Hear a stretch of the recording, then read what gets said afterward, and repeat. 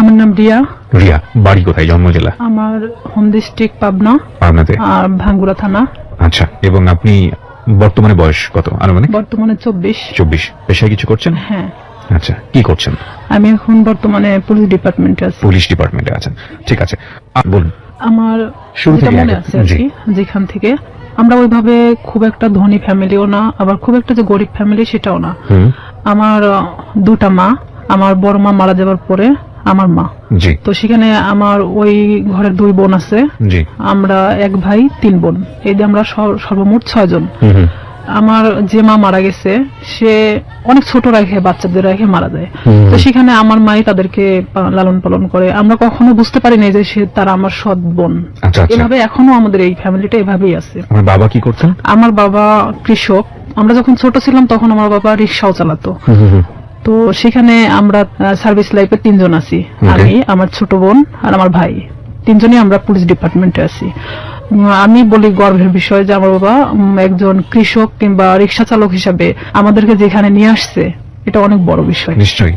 আমার বাবা অন্যের জমি চাষ করতো, অন্যের জমির লিজ নিত, বর্গা নিত, নিয়ে চাষ করে আমাদের জীবনটা এভাবেই চলতো। কিন্তু কখনো আমরা যে 5 বোন 1 ভাই, আমার বাবা কখনো অন্যের কাছে হাত পাততে দেয়নি। আমরা যতটুকুন পাইতাম কখনো আমরা বুঝি নাই অভাবটা, কারণ আমাদের বুঝতে দিত না। ঈদের সময় আসলে আমাদেরকে সবাইকে যেভাবেই হোক না কেন ড্রেস দিত। দেখা যেত আমার যে বড় বোন ছিল তাকে ড্রেস দিতেই হবে। তো আমি না এরকম আগে থেকেই ভাবতাম, আমার বাবা তো আসলে একজন কৃষক, সে আমাকে ঈদে দিলে পরের ঈদে হয়তো অন্যজনকে দিবে। কিন্তু আমার বড় বোনের মধ্যে এটা ছিল না। কিন্তু ও মানুষ হিসেবে খুব ভালো একটা মানুষ। কিন্তু সেখানে আমার ভাই তো বড় ছিল, আমাদের 3 বোনের বড় ছিল। ভাই তো ইচ্ছা করলে কিছু করতে পারতো, কিন্তু সে একটা অন্যরকম কোয়ালিটির। তার সাথে কখনো কথা বলা যেত না, রাগান্বিত, সে যেটা ভাববে সেটাই।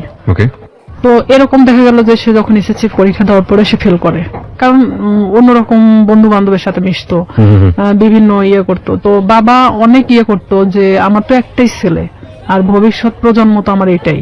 আমার বাবা দেখা যেত আমার ওই 2টা বোনকে বিয়ে দিয়ে দিছে, আমার বড় মায়ের, আর আমার বোন যেটা বড় তাকেও বিয়ে দিয়ে দেয়। তো দেখে আমার চাচা কিংবা আমার ফুপারা সবাই মিলে ভালো ভালো দেখে বিয়ে দিছে। দেওয়ার পরে তো এখন থাকলাম আমি। আপনার বয়স কত তখন? তখন আমার বয়স 13 বছর। আচ্ছা। তখন দেখা যেত বিভিন্ন সময় আমাকে বিভিন্ন ছেলেরা দেখতে আসতো, কিন্তু এটা আমি পছন্দ করতাম না। আমার চিন্তা ভাবনা ছিল পড়াশোনা করব, আমি নিজের পায়ে নাও দাঁড়ালে আমি একটা ম্যাচিউরড হওয়ার পরে বিয়ে করব, এরকম আমার চিন্তা ভাবনা ছিল। তো সেখানে দেখা যাচ্ছে যে আমার চাচা চাচিরা যারা আছে আমাদেরকে নিয়ে অনেক রকম কথা বলতো, কারণ তাদের 2 ছেলে 2 মেয়ে, 2 ছেলেই শিক্ষিত, 2টা মেয়ে শিক্ষিত। তো সেখানে তাদের চেয়ে আমরা একটু হলেও নিম ছিলাম, কারণ আমার বাবা যখন ছোট ছিল তখন আমার চাচাকে সেই বিয়ে পর্যন্ত সেই পড়াইছে। আমার বাবা ছোট ছিল তারপরও তাকে পড়াইছে আমার বাবা। তো সেখানে আমার ভাইকেও অনেক বোঝানো হয়, সে পড়াশোনা বাদ দিয়ে দেয় অলরেডি, যা তার ভালো লাগে না। যে ভালো লাগে না, তুমি কিছু একটা করো। আমার বাবার কথা যে কিছু একটা করো, কারণ তোমাকে আমি কত বছর বসায় রাখে খাওয়াবো। আমার ভাই বলে যে আমি কিছু করতে পারবো না, সে একদম চাচাছোলা কথা বলে, বিভিন্ন সময় মাকে মারতে যায়। এক কথায় যে সে অন্যরকম একটা কোয়ালিটির মানুষ। সবার বড় ছিল উনি। হ্যাঁ, উনি কাজ করছে, এগুলো করে বন্ধু বান্ধবের সাথে মেশে। ও যেখানে 16-17 বছর বয়স, আর ও যাদের সাথে মিশতেছে তাদের 25-26 বছর বয়স। আইসে দেখা যেত কেউ কথা বললে তারাই মারতো ধরে। যেহেতু আমরা ছোট ছিলাম, আমার 5 বোনের মধ্যে আমি সবসময় রুখে দাঁড়াতাম। তো আমি বলতাম, কেন তুমি মাকে মারতে যাবা? দোষটা তো তুমি করছো, তুমি পড়াশোনা করো না, তুমি বন্ধু বান্ধব নিয়ে আড্ডা দাও। তার কথা যে আমি কেন এই কথাগুলো বলবো? তার ইচ্ছা, বাবা থেকে টাকা যাচ্ছে, ওকে দিতে হবে। নেশা করতো না, কিন্তু তাস খেলতো, এটা খেলতো, সেটা খেলতো। আমার বাবা যখন দিত না তখন দেখা যেত যে ও বিভিন্ন সময় মাঠ থেকে নিয়ে যেত, মাকে জোরপূর্বক ভাবে মাঠ থেকে কারাছেড়া করে নিত, এরকম। তো এই সময়টা কি আপনি লেখাপড়া করছিলেন নাকি? হ্যাঁ, আমি তখন স্টাডিং রানিং এ আছি। কোন ক্লাসে পড়ছিলেন তখন? আমি তখন 6-7 পড়ছিলেন। আচ্ছা। আমার ভাই প্রতিনিয়ত আমাকে দেখতে পারে না। ও যদি খাইতে বসে, সেখানে যদি আমি যাই, ও ওখান থেকে উঠে চলে যাচ্ছে, কিংবা ভাতের প্লেটটা আর যদি ফেলে দিল। আমি যদি কারোর সাথে কথা বলি, দেখা যাচ্ছে সেটা নিয়ে এসে বাড়িতে তিলকে তাল বানানো হচ্ছে। বিভিন্ন, যেটা ধর্তব্য তুলনার মধ্যে বলাই চলে না। অলওয়েজ সময় আমার দোষটা খুঁজে বেড়াতো, কারণ আমি সবসময় প্রতিবাদী ছিলাম। আমি আমার বাবার পক্ষে ছিলাম, আমার মার পক্ষে ছিলাম। আমার বাবা যখন কৃষক, উনি যখন মাঠে কাজ করতো, আমি হেল্প করতাম। বর্ষার শেষে আপনার রসুন, পেঁয়াজ, এগুলো অনেক কিছু গাড়া হয়। তো তো সেই সময় আমি আমার বাবার সাথে গিয়ে আমি ওই পেঁয়াজ রসুন গুলো আমি কাটতাম, মানে দিনের পর দিন এভাবে আমি জমিতে কাজ করতেন? হ্যাঁ, জমিতে কাজ করতাম। তো এলাকার সবাই বলতো যে এটা যদি আমাকে মেয়ে না হয়ে ছেলে হতো ভবিষ্যতে অনেক কাজ হতো। তবে আমি পুলিশ ডিপার্টমেন্টে আসার আগে থেকে আমার স্বপ্ন ছিল যে আমি পুলিশ ডিপার্টমেন্টে জব করব। এটা কেন আপনার স্বপ্ন ছিল? এটা জানি না কেন, নয় যে আমি ছোট থেকে অনেক লম্বা ছিলাম, গ্রামের মানুষ সবাই আমাকে সেনাবাহিনী বলে ডাকতো। তো সেখানে দেখা যেত আমার মধ্যে সেই সময় থেকে একটা জিনিস কাজ করতো যে আমি একটা ডিফেন্সে জব করবো। ডিফেন্সে জব করবেন? আচ্ছা। হ্যাঁ, এটা আমার মধ্যে ইচ্ছা ছিল তখন থেকেই। তো সেখানে আমি যখন বাবার দিকটা দেখতে গেলে আমার পড়াশোনার দিকটাকে একটু হলেও পিছিয়ে যেতে হয়। শুক্রবার সারাদিন আমি আমার বাবার সাথে কাজ করতাম। সে ধান নিয়ে আসতো, আমি তার বোঝা উঠায় দিতাম মাথায়, যে মানে অনেক দূরে, আমার বাড়ি ছেড়ে না হলে 1-1.5 কিলো দূরে। অথচ আমার ভাই কখনো কাজ করতো না। আমার 5 বোনের মধ্যে আমি মানে সবচেয়ে একজন প্রিয় মানুষ ছিলাম। ওকে। আবার নিরীহ একটা বাচ্চা ছিলাম। তো এর মধ্যে আমি যখন আমি উঠি 7-এ ওঠার পরে তখন আমি হ্যান্ডবল খেলাতে নাম দিই স্কুলে। তো স্কুলে যখন আমি হ্যান্ডবলের নাম দেই তখন সেখানে আমি এসএসসি পর্যন্ত খেলাধুলা যখন করছি তখন আমি কিন্তু রাজশাহী বিভাগ পর্যন্ত খেলছি। ওরে বাবা! আমার ইচ্ছা ছিল যে আমি একসময় খেলোয়াড় হব। আচ্ছা। তো এখান থেকে আমার এক বেস্ট ফ্রেন্ড ছিল রূপা। রূপার বাড়ি আর আমার বাড়ি 2 বাড়ি পরে। তো রূপার সাথে আসলে কেউ মিশতো না, কারণ ওর বাবা নিজে থেকে ওকে গানের জগতে ঠেলে দেয়। গান তো দূরের কথা, ওকে নিয়ে মানে এক ধরনের দেহ ব্যবসা করানো হয়, ওর বাবা নিজেই করাতো, যেটা ওর পছন্দ ছিল না। ও আমার সাথে ডিসকাস করতো। এই জিনিসটা আমার ভাই আরো মানে নিতে পারে না যে কেন আমি রূপার সঙ্গে মিশি, কিন্তু রূপা আমি একই ক্লাসে একই সাথে পড়াশোনা করতাম। বিভিন্ন সময় আমার কাছে আসতো মানে বইয়ের জন্য কিংবা কোনো কিছুর জন্য, এটা নিয়ে আমার সাথে অনেক সিনক্রেট করতো, আমারে মারতো ধরে। একদিন আমার বইগুলোই পোড়ায় দিছে, যে তোর বই পোড়ায় দিলে তাহলে তোর কাছে আসবে না সে। আমি অনেক কান্নাকাটি করি, পরে আমার বাবা আবার বই কিনে দেয়। রূপার সাথে আমি তখন গভীরভাবে মিশে যাই যে কেন তার সাথে আমাকে মিশতে দিচ্ছে না। আমি তার সাথে মিশতে থাকি। আমি যখন 8-এ উঠবো সেই সময় রূপা হঠাৎ করে একদিন মানে ঘুমের ট্যাবলেট খায়। মানে আপনি জানতেন না ওর ঘুমের ওষুধ খাওয়ার কারণটা কি? ওর ঘুমের ওষুধ খাওয়ার কারণটা আমি জানতাম, আগে থেকে জানতাম, কিন্তু ও যে সেদিন খাবে এটা আমি জানতাম না। কারণ ওর বাবা নিজে থেকে দেখা যেত এমন এমন মানুষকে টাকা নিয়ে তার সাথে থাকতে বাধ্য করতেছে, যেটা হয়তো একটা মেয়ের পক্ষে সম্ভব না। যে রূপা এই জিনিসটা পছন্দ করতো না, আর তারপর ওর বাবা এটাকে বাধ্য করতো, ওর পুরো ফ্যামিলি ওকে বাধ্য করতো। তো সেখানে ও অনেক কান্নাকাটি করতো আমার কাছে আসে। তো এর মধ্যে ও একজনকে পছন্দ করতো, নাম হলো আনন্দ। উনি ছিল হিন্দু, রূপা মুসলমান। ও একজন বিবাহিত ছেলে ছিল, ভালোবাসার প্রলোভন দেখে অনেকদিন ওকে ইউজ করছে। আনন্দ ওকে মানে ফুললি না করে দেয়, তখনও এই কাজটা করছে। তো ও যখন এই কাজটা করবে তার কিছু সময় আগেও আমার কাছ থেকে ঘুরে গেছে। ও যে 2 দিন খাইছিল না এটাও আমি জানতাম না। তো এর মধ্যে গিয়ে ও অত ঘুমের ট্যাবলেট খেয়ে নিছে। নেওয়ার পর পরের দিন সকালবেলা রূপার মা আমাদের বাড়িতে আসছে। আমার মেয়ের কি হয়েছে, আমার ভাই ওখানে বসে, তো বলতেছে ও ঘুম থেকে উঠতেছে না, ওর মুখ দিয়ে টিয়ে বের হচ্ছে। আমি কিছুই জানতাম না তখন পর্যন্ত, বিষ খাইছে না ঘুমের ওষুধ খাইছে না কি খাইছে। তখন আমি চলে গেলাম ওদের বাড়িতে। যাওয়ার পরে দেখি যে হ্যাঁ ওর মুখ দিয়ে অনেক গুলটানি বেরোচ্ছে। তখন আমি ওকে অনেক জাগানোর চেষ্টা করি, তো জাগে না। পরে আমি জানতাম না যে ও কি খেয়েছে, তখন ভাবতেছি যে কে আসলে হসপিটালে নিয়ে যাওয়া উচিত। ওর মা ওর বাবা কি করলো, ওকে উঠায় রাস্তায় ফেলে দিয়ে গেল, যে তোর বেস্ট ফ্রেন্ড মারা গেলে তুই দায়ী। তখন আমার ভাই তো আমার ওখানে খুব মারলো। আমার বাবা আমাকে কখনো গায়ে হাত তোলেনি, আমার বাবা অনেক বকাঝকা দিল, গাল দিল, যে কেন অনেকবার নিষেধ করা হয়েছে ওর সাথে মিশতে, কেন মিশলাম। তখন আমি এটাও ভাবতেছিলাম যে আসলে আমার ভুল ছিল, কারণ সে কখন কি করে বসবে, তার লাইফে তো এতটা ভালো মুহূর্ত নাই। তো ওই মুহূর্তের জন্য ভাবতেছিলাম। তো আবার এটাও ভাবতেছিলাম কোন মানুষের তো জীবনের কারোর সাথে ডিসকাস করা দরকার, সে নাই আমাকেই বেছে নিয়েছিল। এখন আমি অনেক কান্নাকাটি আমি নিজে থেকেও করলাম, যেহেতু আমার ভাই আমাকে মারছে। কোন ক্লাসে তখন আপনি? আমি ক্লাস তখন 8-এ। ক্লাস 8-এ, ওকে। তখন আমি অনেক কান্নাকাটি করার পরে তখন তারপরেও আমি ওকে ছাড়তেছি না, যে ও যদি মারা যায় তাহলে তো এটা তো আমার প্রবলেম হয়ে যাবে। তো আমি আমার বাবাকে অনেক রিকোয়েস্ট করলাম, চলো আমাদের বাড়িতে নিয়ে যাই। এলাকার কিছু মানে ডাক্তার আছে যে ওই যে সাইকেলে করে মানে ডাক্তারি করে বেড়ায়, তো ওনাকে নিয়ে আসা হলো। তখন উনি বলতেছে যে আসলে ওকে হসপিটালে ভর্তি করা উচিত, ওকে এখানে রাখলে মারা যেতে পারে। তখন আমরা নিজে থেকে তাকে হসপিটালে ভর্তি করি। তার 3 দিন পরে সে একটু স্বাভাবিক হয়। তখন আমি ওকে ওখানে জিজ্ঞেস করি, রূপা কেন তুমি এটা করছো, আর তোমার জন্য তোমার ফ্যামিলি আমাকে হ্যারেস করতেছে। রূপা ও তো তখন খুব একটা ভালো কথা বলতে পারতো না। রূপা বলতেছে যে কেন আমাকে এই ধরনের কাজ করাতে বাধ্য করা হয়। তো এখানে এলাকার লোকজনও ওনাদেরকে মানে এক ঘরে করে রাখছিল, যে লোকটার সাথে এটা করা হয়েছিল সে লোকটা এসে ওর বাবা চাপ দিছিল টাকার জন্য, যে যেহেতু তার মেয়ে এটা করবে না তাহলে তো 10,000 টাকা নিছে, টাকাটা তো ফেরত দিতে হবে। ও যখন ঘুমের ট্যাবলেটটা খাইছে, খাওয়ার আগে অনেক মারা হয়েছিল, পুরো শরীরটা ফাটানো ছিল। ওকে। পরে ও আমাকে বললো যে দেখ আমাকে এভাবে মারছে, আমি কেন বাইসে থাকবো। আর তা আমাকে ডিরেক্টলি ভাবে বললাম যে তুই ঘুমের ট্যাবলেট কেন খালি, তুই তো বাইসে আছিস, পারলে মারা যাতিস, তুই এভাবে বাইসে থাকিস, মারা যাওয়াটা অনেক ভালো না। তো ওরা হলো 2 বোন, সেখানে আমার বাবা যদি 5টা মেয়েকে পালতে পারে, সে কেন 2টা মেয়েকে পালতে পারবে না? তার বাবার জমি আছে, কিন্তু আমার বাবার তো কোনো জমি নাই। তাকে আমি এই কথাগুলো বোঝাতে থাকি যে রূপা দেখো, তুমি নিজে থেকে এখন নিজেকে দাঁড়ানো শেখো। তো সেখানে রূপা বাড়িতে আসে, মানে ও ওখান থেকে চলে যাওয়ার সিদ্ধান্ত নেয়, যে যেখানে ইচ্ছা চলে যাবে। তখন আমি বলি না, এটা অসম্ভব। আমার মাও বলে যে আমার মেয়েকে যেখানে জড়ানো হয়েছে সেখানে তো তুমি এখান থেকে চলে গেলে তখন তারা আরো পেয়ে বসবে। তুমি তোমার বাড়িতে যাও, বাড়িতে যাওয়ার পরে সবার সামনে বলো যে আমি এই ফ্যামিলিতে থাকতে চাই না, তারপরে তুমি যেখানে ইচ্ছা চলে যাও। পরে তাকে আমরা বাড়িতে নিয়ে আসি। নিয়ে আসার পরে আমার বড় চাচা, তারপরে এলাকার কিছু লোকজন, চেয়ারম্যান নিয়ে তার বাড়িতে যাওয়া হয়। যাওয়ার পরে মানে রূপা এক কথায় বলে যে আমি এগুলো করতে পারবো না, যার কারণে আমি সুসাইড করতে চাইছি। তো এখানে তো আসলে রিয়ার সাথে কোনো ইয়ে ছিল না, ও আমার সম্পর্কে জানতো এটাই। তখন ওর ফ্যামিলির সামনে, সবার সামনে যখন এই কথাটা বললো, বলার পরে তখন ওর ফ্যামিলি বলতেছে যে না, ওকে ফুসলাইছে, ও ঠিক আছে আমাকে দোষ দিচ্ছে। ও সবার সামনে বললো না, ওর কোনো দোষ নাই, আমি আজকে থেকে এখান থেকে চলে যাবো, আমার যেখানে ইচ্ছা চলে যাবো, আমি এই ফ্যামিলিতে থাকতে চাই না। তখন ও নিজের ইচ্ছায় ওর বাসা থেকে ওর কাপড় চোপড় যা ছিল নিয়ে বের হয়ে চলে যায়। তো সেখান থেকে আমি এক কথায় যে নিঃসঙ্গ হয়ে পড়ি, একা।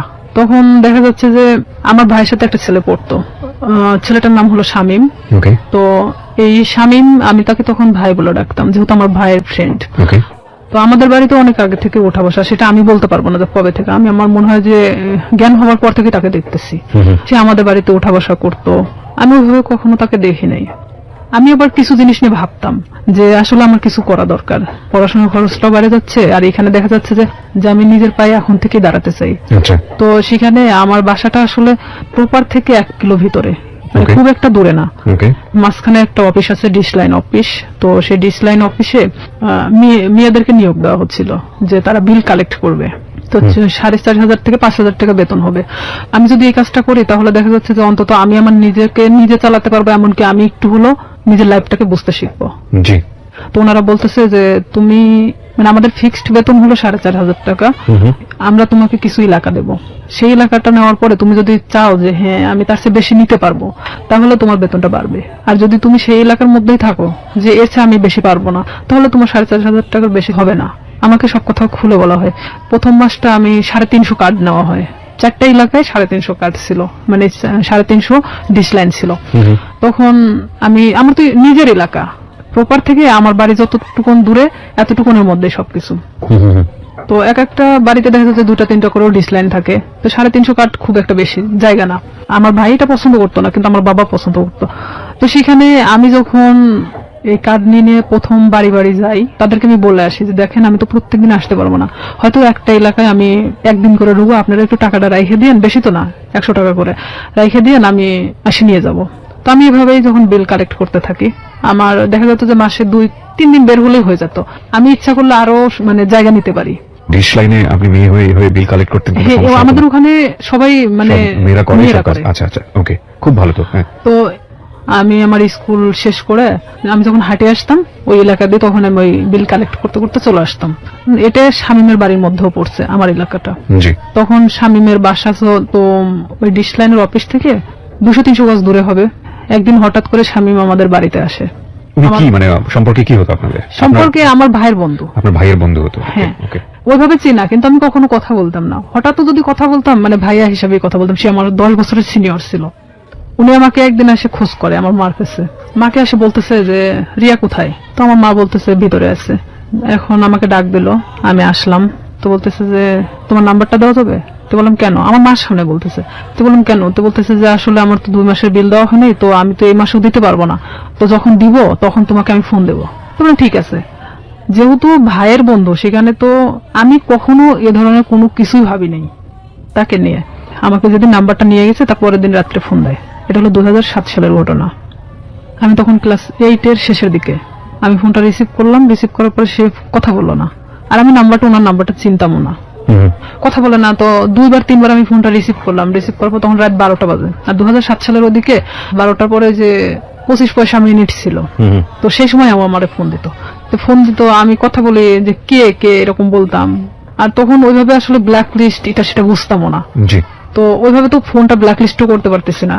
এখন আমি তো বারবার বলতেছি কি আপনি কথা বলেন না কেন, তো হঠাৎ করে অন্য একটা নাম্বার থেকে ফোন দিছে। তো এখন বলতেছে রিয়া আমি শামীম। আমি বলতেছি কোন শামীম? তো বলতেছে যে তুমি আমাকে চেনো না? আমি বললাম না। তো আমি তখন বুঝতে পারছি যে শামীম বলতে তো উনি হবে। তো আমি বলতেছি না আমি তো ঠিক চিনলাম না, আপনি কে? তো বলতেছে যে আমি তোমার ভাইয়ের বন্ধু। তো আমি হ্যাঁ বলেন, তো এত রাত্রে ফোন দিচ্ছেন কেন? তো বলতেছে যে তোমার সাথে আমার কিছু কথা ছিল। তা আমি বললাম ঠিক আছে বলেন, সমস্যা নেই। তো বলতেছে যে তোমারে কেউ একজন পছন্দ করে। তো আমি জানতাম, আমার এক ক্লাসমেট ছিল, ওর নাম ছিল হামিদুল। তো ও আমাকে এর আগে ঠিক 4-5 দিন আগে আমাকে মানে প্রপোজ করে, যেটা আমি অ্যাকসেপ্ট করি না। না করাতে তো আমি ভাবলাম যে ওরই বাড়ির পাশের, আবার ভাবলাম যে হয়তো ওকে ওই কথাটা বলছে, যার কারণে আবার আমাকে এটা জানাচ্ছে। তো আমি বলতেছি আমি জানি যে কে। তো বলতেছে কে? তো বললাম হামিদুল, আমি ওকে পছন্দ করি না, ওকে নিষেধ করে দিন, ও যেন আমাকে এই ধরনের মানে প্রস্তাব না দেয়। তখন বলতেছে আমি তো এটা জানতাম না যে হামিদুল তোমাকে পছন্দ করে। তা আমি বলতেছি তাহলে আপনি কার কথা বলতেছেন? তো বলতেছে যে আমি আমার নিজের কথাই বলছি। সে ডিরেক্টলি এভাবে বলতেছে যে আমি আমার নিজের কথাই বলতেছি।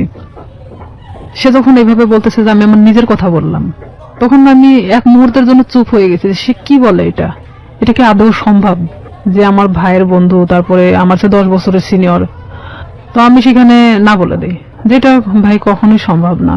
কারণ আপনি বলা চলে যে এটা বড় ফ্যামিলির ছেলে, সেখানে আমি কিন্তু এটাতে রাজি না, আপনি অন্য কোথাও দেখতে পারেন। আমি ডিরেক্টলি ভাবে বলে দিলাম, কারণ তখন পর্যন্ত আমার মধ্যে ইচ্ছা ছিল যে আমি শুধুমাত্র বড়ই হব, নিজের লাইফে এমন কিছু করব যেটা হয়তো সবার কাছে আমি উঁচু গলায় বলতে পারবো যে আমি লাইফে এত কষ্টের পরেও এখানে এসে দাঁড়াইছি। তো সেখানে ওর সাথে আমি ওখানে শেষ করে দেই কথা। শেষ করে দেওয়ার পর আমি ওকে বলি যে আপনি আমাকে কখনো ফোন দিবেন না, আর যদি ফোন দেন তাহলে কিন্তু আমার ভাইকে বলে দেব। তখন ও বলে যে না, বলার দরকার নেই, আমি কখনো ফোন দিব না। পরে আমি চুপচাপ থেকে যাই, যেহেতু এটা তার আর আমার মধ্যে কথা হয়ে গেছে, আর সে তো আমাকে ফোন দিবে না বলছে। তো পরে যখন ও তার 5 দিন পরে আমার ফোন দেয়, আমি তখন একটা এলাকাতে ছিলাম, মানে বিলটা ওঠাচ্ছিলাম, সেই সময় আমার ফোন দিছে অন্য একটা নাম্বার থেকে। তার যে কতগুলো নাম্বার ছিল আমি নিজেও বলতে পারি না, তার অনেক নাম্বার ছিল। সে বিভিন্ন সময় বিভিন্ন নাম্বার থেকে আমাকে ফোন দিত, আর বিভিন্ন ছেলেদের সাথেও কথা বলাতো, মানে হঠাৎ করে একটা অন্য কণ্ঠ।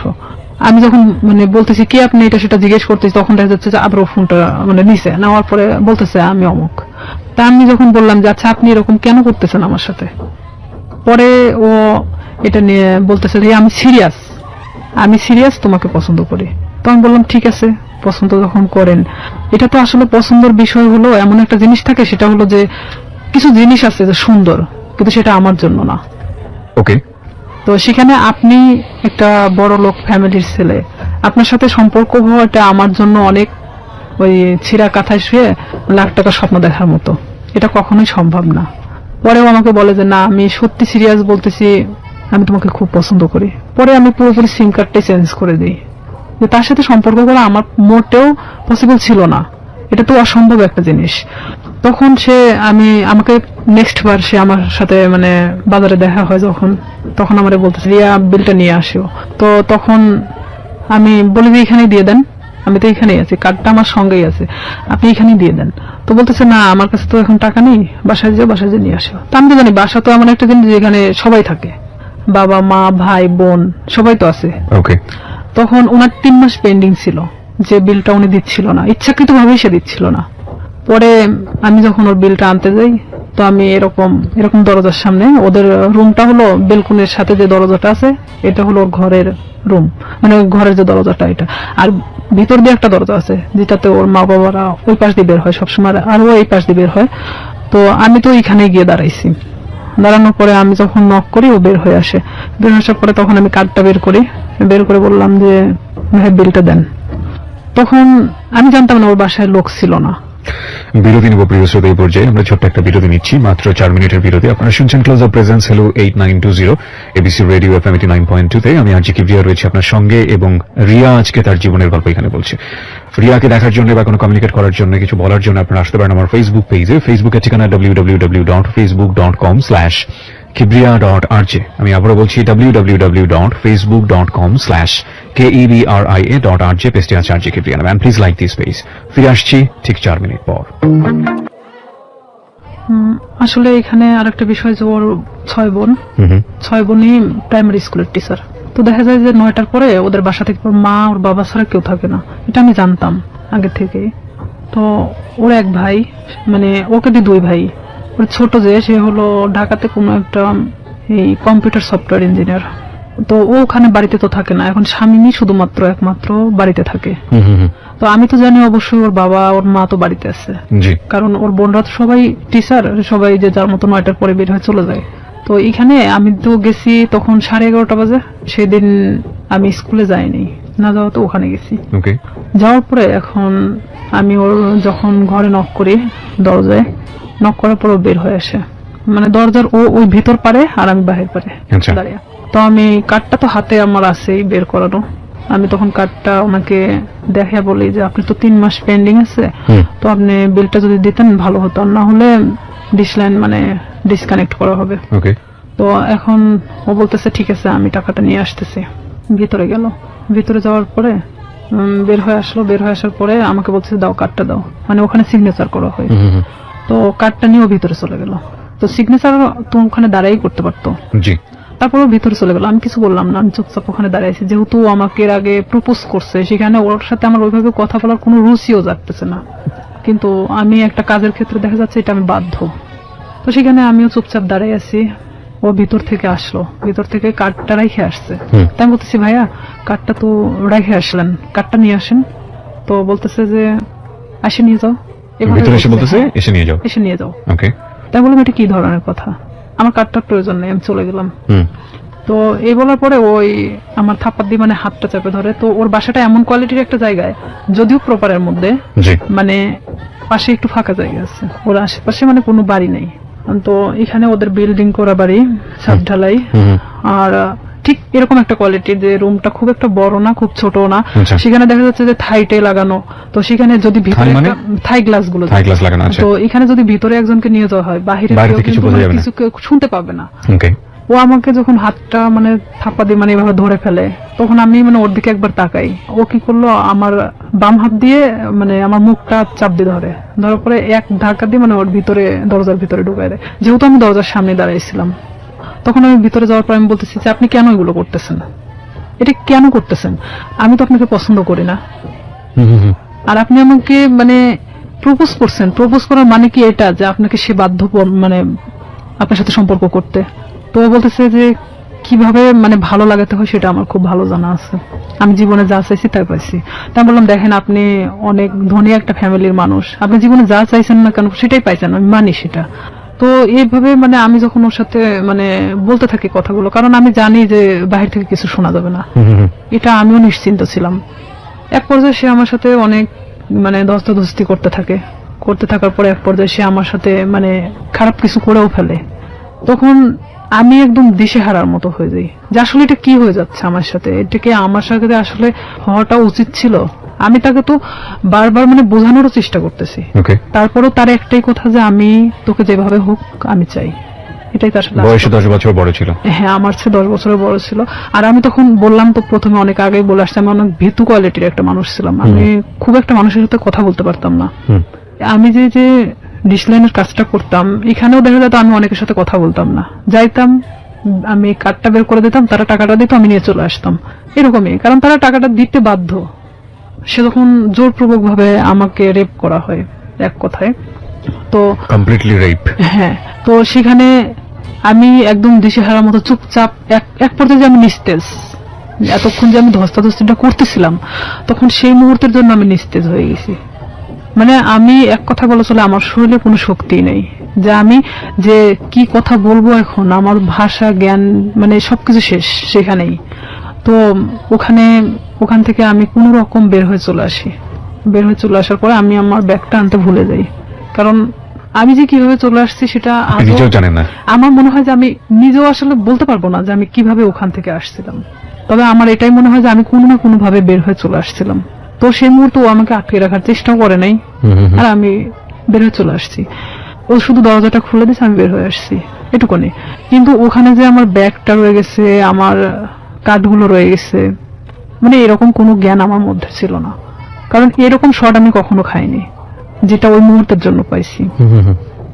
তখন আমি বাড়িতে চলে আসি ডিরেক্টলি। বাড়িতে আসার পরে আমার মা জিজ্ঞেস করে তোর ব্যাগ কোথায়।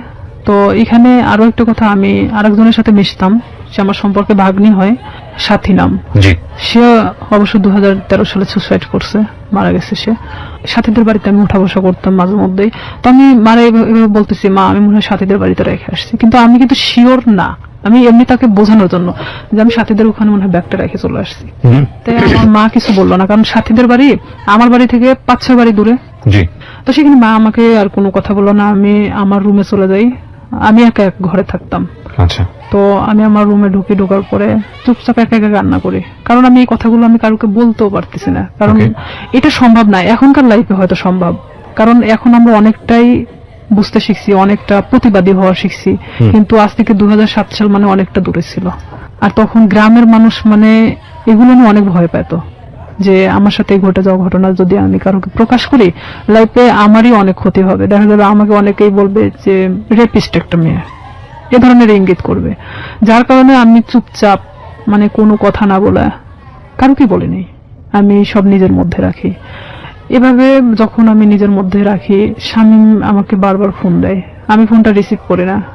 রিসিভ না করাতে ও আমাকে প্রায় আমাদের এলাকায় এসে দাঁড়ায় থাকতো। আপনি এই যে এত বড় একটা ঘটনা ঘটে গেল, এরপরে আপনি কোথাও বিষয়টা শেয়ার করেননি কারোর সঙ্গে? আমি কিছু শেয়ার করি বলেননি? নাই, কারণ আমি তো আসলে ভাবতেছিলাম যে আমি এই কথাটা কিভাবে বলবো, যাকেই বলবো না কেন এটা তো বার্গেনিং হয়ে যাবে, ওকে। আর পুরো এলাকা ছাড়া যাবে। তখন আমি কিভাবে মানুষের সামনে মুখ দেখাবো? আমার তো সুসাইড ছাড়া তো উপায় ছিল না তখন, কারণ এটা মানে একটা গ্রাম্য মেয়ের কাছে যে কতটা লজ্জাজনক। কিন্তু আমি তো একটা গ্রামে বড় হয়েছি, সেখানে আমার কাছে অনেকটাই কষ্টের জনক ছিল, কারণ সেখানে দেখা যাচ্ছে যে আপনি কিছু নাও করলে আপনার কোনো একটা ব্যাড সাইড নিয়ে তারা সবসময় গবেষণা করে, আর এটা তো অনেক একটা বড় বিষয় ছিল। তখন আমি আমার ফ্যামিলির তো কারোকে জানাই নেই। একটা এখানে আমি যে সাথীর সাথেও মিশতাম, মানে এই রূপা চলে যাওয়ার পরে আমি সাথীরও কখনো বলি নাই যে আমার সাথে এরকম কিছু একটা হয়েছে।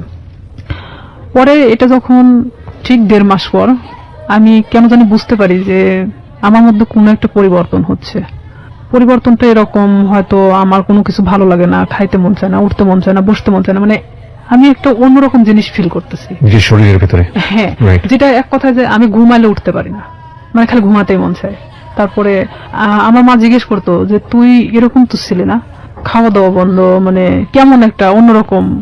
তাই আমি বলতাম যে আমি তো অনেক হাঁটাহাঁটি করি, যার কারণে আমার না ঘুমালে আর উঠতে মন চায় না, আমি বুঝতে দেয় না।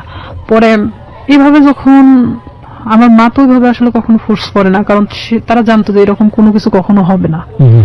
তখন আমার বড় বোন আমারে অনেকবার জিজ্ঞেস করে যে কি হয়েছে তোর, তুই একা একা থাকিস, কথা বলিস না কারোর সাথে, তো সমস্যাটা কি? বলে না কিছু সমস্যা নাই, এদিকে পড়াশোনা, তো সামনে তো এসেছি পরীক্ষা, আবার এদিকে তো আমি যে কাজটা ধরছি আমার মনে হয় না যে আমি কাজটা করতে পারবো। কারণ আমি তখন একটা জিনিস ভাবতেছিলাম যে আমি আজ বড় হতে গিয়ে অনেক ছোট হয়ে গেছি, এটাই ভাবতেছিলাম। এরপরও আপনাকে ফোন দিয়ে বারবার ডিস্টার্ব করতো, তাই তো? হ্যাঁ, সে বারবার আমাকে ফোন দিত, ফোন দিয়ে বলতো যে তুই কেন ফোনটা রিসিভ করিস না, এতবার ফোন দেওয়ার পর কেন রিসিভ করিস না, তুই তো গাড়ি করেই বলতো। আমি বলতাম দেখেন আপনি আমাকে কেন এরকম করতেছেন, এটা করার মানেটা কি? যা হবার তা তো হয়ে গেছে। আপনি তো একটা মেয়েকে ভোগ করার দরকার ছিল, করছেন। আমি এভাবেই বলি তাকে, তাহলে আর কি দরকার? তো সে আমাকে বলে যে না, কিন্তু আপনাকে আমার এই প্রশ্নটা আবারও করতে হবে। এত বড় একটা ঘটনা ঘটে যাবার পরে আপনি বাসায় শেয়ার করলেন না কেন, কাউকে জানালেন না কেন? শেয়ার করিনি, আসলে এটা আমি অনেকটা ভেবেছিলাম, যেহেতু আমার ভাই পূর্বে থেকে আমার সাথে ভালো সম্পর্ক না, এখানে যদি আমি শেয়ার করে দেখা যাচ্ছে যে অনেকটা আমার দিকেই গড়াবে। আচ্ছা, এটাও একটা বিষয় ছিল। আর একটা কথা যে সমাজ, যেটা মানুষ হয়তো আমাকে খারাপ ইন্ডিকেট করবে যে মেয়েটা এরকম হয়েছে, হয়তো আমার প্রফেশনাল লাইফে আমি যেটা হতে চাচ্ছি দিস ইজ 100% সেখানে আমি আমার লাইফ নিয়ে সবসময় বেশি ভাবতাম। আমাদের সোসাইটিটাই ফরচুনেটলি আর আনফরচুনেটলি এরকমই। আমরা কোনো ঘটনা ঘটে গেলে সেটা নিয়ে যতটা আওয়াজ তৈরি করি কেউ কখনো ভেতরে যাওয়ার চেষ্টা করি না, হ্যাঁ এবং সেটার রিফ্লেকশন ইদানিং ফেসবুকে এত বেশি দেখা যায় যে সামটাইমস উই ফিল অ্যাশেমড, লজ্জিত হই।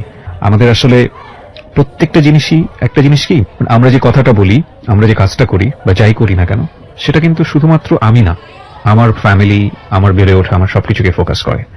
আর কোনো একটা মানুষের কোনো পার্টিকুলার বিষয় ধরে সে বিষয়টা নিয়ে নাড়াচাড়া করা, কাউকে খুব সোজাভাবে মন্তব্য করে দেয়া, বিশেষ করে এই যে রেপের মতো ঘটনাটা, যেটা হলে আমাদের সমাজে সবসময় মেয়েদের দিকে আঙ্গুল তোলা হয়, ভিকটিমের দিকে আঙ্গুল তোলা হয়। এবং দেখবেন যে পত্রপত্রিকায় যখন সংবাদ আসে, আমরা আমাদের সামাজিকতার কথা ভেবে ওই মেয়েটাকে আমরা সামনে আনি না। ভালো লাগলে অবশ্যই আমাদের চ্যানেলটি সাবস্ক্রাইব করুন। ধন্যবাদ।